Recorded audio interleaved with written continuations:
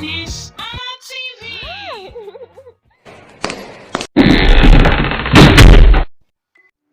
Ndewonu onye ka nkene. Nnọọ, anyị awụchikwala taa ọzọ. Ihe anyị ga-amụ bụ aha ọrịa dị iche iche. Aha ọrịa dị iche iche. Today we'll be learning name of sicknesses and diseases in Igbo language, and in Igbo, aha is name, Oria is sickness or disease. We'll be learning aha ọrịa dị iche iche. Aha ọrịa dị iche iche. Ndewo. Isi ọwụwa.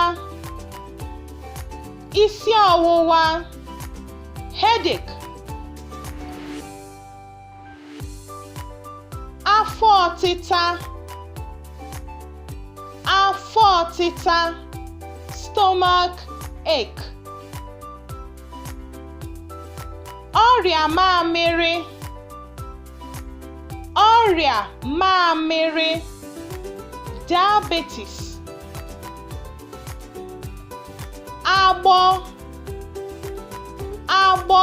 When somebody is vomiting, they say ọ na-agbọ agbọ. Agbọ. Ịba. Ịba. Malaria. Ụkwara. Ụkwara. Cough.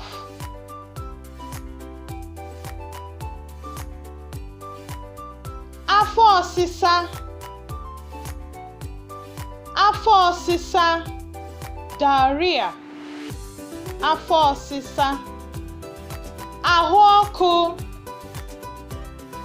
Ahụ ọkụ. Fever. Ahụ ọkụ. Ụkwara nta. Ụkwara nta. Tuberculosis. Ụkwara nta.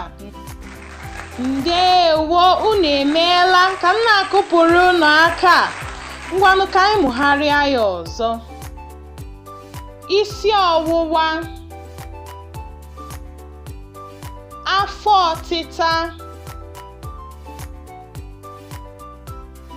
Ọrịa mamịrị.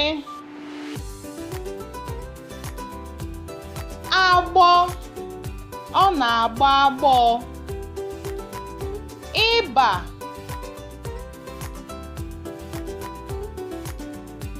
Ụkwara. Ọ na-akwa ụkwara.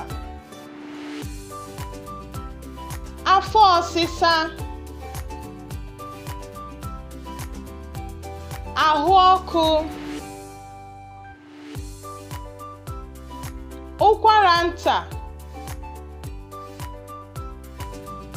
Ndewo ndị mara mma. Ama m na unu amụtala aha ọrịa dị iche iche.